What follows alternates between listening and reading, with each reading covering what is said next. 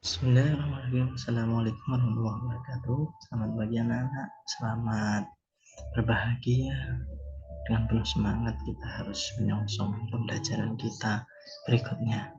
Pada hari ini kita akan belajar tentang Asmaul Husna. Nah, sebelum mengenal Asmaul Husna, jangan lupa kita ucapkan Alhamdulillah karena pagi hari ini kita diberikan kesehatan, kenikmatan, pikiran yang jernih sehingga kita siap untuk melakukan pembelajaran berikutnya. Keduanya sampaikan salam juga pada Nabi Muhammad dengan ucapan salawat sallallahu alaihi Muhammad Sayyidina Muhammad. Karena dengan ucapan salawat mudah-mudahan kita kedepannya mendapatkan syafaat karena kita banyak dosa, banyak kesalahan. Dengan pertolongan beliau mungkin kita akan memberikan keringanan bagi kita di akhirat kelak. Selanjutnya pagi hari ini kita akan membahas tentang Asmaul Husna tadi. Mana Asmaul Husna itu adalah, masih ingat di pelajaran kelas 1 ya, bahwa Asmaul Husna adalah nama-nama yang terbaik yang dimiliki oleh Allah. Terbaik dalam arti terbaik dari semuanya. Itulah yang Allah miliki. Tidak ada yang memiliki asma tersebut kecuali hanya Allah. Lalu bagaimana kita sebagai manusia? Tentu kita hanya tahu bahwa sifat-sifat Tuhan yang baik tersebut harus kita wujudkan di kehidupan dengan keterbatasan kita. Jika Allah mampu melindungi semua alam raya, maka kita harus melindungi apa yang mampu kita lindungi. Itu contohnya. Baiklah, kita menginjak pada materinya. Kita lihat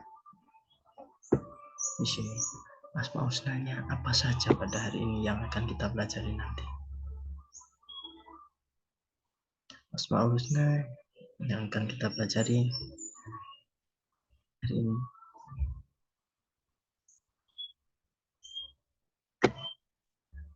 adalah tentang Al-Hafidh, Al-Wali, Al-Qawi, sama Al-Khabir. 4 saja. Semuanya Asmaul Husna itu kan ada 99. Namun kita tidak bisa hanya menghafal saja, namun harus kita pelajari satu persatu. Tahu berapa dulu? Nah, di sini kita pelajari ada 4. Nah, sebelum kita ke sana, kalian perhatikan dulu gambar ini. Di situ gambar apa? Ada gambar matahari yang sangat besar. Bentuk matahari seperti itu. Besar sekali. Dan di sini tempat yang berada di lingkaran. Lingkaran itu ada garis-garisnya itu. Yang nomor 3, disitulah letak bumi. Kecil sekali dibandingkan dengan matahari. Yang jadi pertanyaan, di sini semuanya nggak terhubung dengan tiang atau semacamnya. Kenapa? Kenapa bumi yang kecil ini tidak masuk ke dalam api yang besar ini, yang disebut matahari? Yang kita lihat kecil itu. Kenapa? Mari kita renungkan. Ada hal besar sekali matahari. Kemudian lihat gambar yang kedua. Di situ ada anak yang murung. Dia bekerja, mencari makan. Entah dapat atau tidak, yang jelas mereka cuma bekerja. Susah hidupnya. Kasihan juga melihat mereka. Yang berikutnya di bawahnya ada gambar seorang anak yang buat sebuah rumus. Nah, di situ terlihat anak yang cerdas. Kalian menginginkan jadi anak yang cerdas, harus berusaha. Nah, yang terakhir adalah gambar orang yang sedang belajar. Lebih tepatnya dia mencari-cari dengan penuh ketelitian. Itu adalah orang yang sedang meneliti apa yang dia cari. Nah, sekarang injak berikutnya adalah arti daripada Al-Hafidh. Secara sederhana adalah maha memelihara. Kalian tadi sudah melihat gambar yang pertama, di mana itu ada alam semesta yang luas, yang tidak ada tiang penyangganya. Kenapa tidak saling bertubrukan satu dengan yang lain? Padahal ketika batu kamu lempar, dia pasti jatuh. Jika batu itu berhadapan, dia akan berbenturan. Tapi ketika lingkaran-lingkaran besar itu tadi, yang dimana itu salah satunya adalah bumi, dia tidak berbenturan. Kenapa? kita renungkan. Lalu siapa yang memelihara agar tetap terjaga? Yang berikutnya adalah Al-Wali.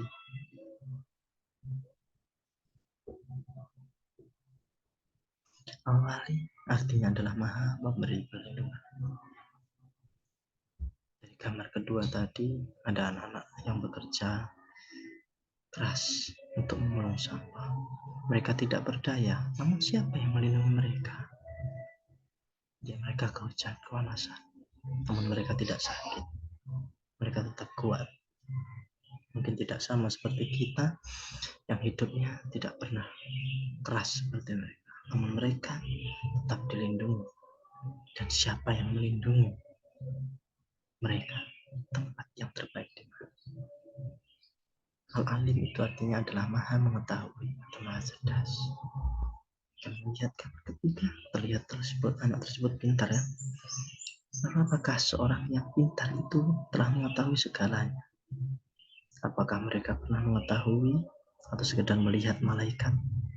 Orang-orang yang cerdas katanya pintar tersebut, atau surga dan neraka? Bisakah mereka menceritakan? Maka siapa yang sebenarnya lebih mengetahui atau Maha mengetahui tadi? Yang berikutnya adalah Khabir, yang artinya Maha teliti. Dari gambar keempat, itu adalah orang yang melakukan sikap teliti mencari cara. Namun apakah dengan teliti tersebut tidak melakukan kesalahan? Manusia itu sifatnya terbatas, namun harus tetap memiliki sikap atau sifat tersebut, yaitu sifat teliti. Allah itu memiliki ketelitian yang tajam, ya salah satunya terhadap amalan-amalan kita, perilaku kita dalam kehidupan.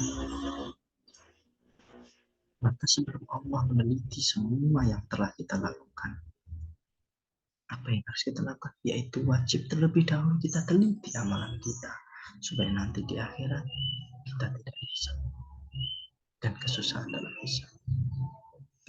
Nah, berikutnya adalah tugas kalian setelah mendapat penjelasan dari bahasa. Di mana kalian lihat situ ada contoh peristiwa di mana ada memiliki hewan peliharaan, lalu sifatnya adalah memelihara. Itu adalah perwujudan daripada Asmaul Husna Al-Hafiz. Kemudian bagaimana kalau kita manusia itu mengupayakannya dengan langkah-langkah kita? Namanya melihara hewan itu seperti apa? Yang kedua adalah mendapati teman yang berkelahi.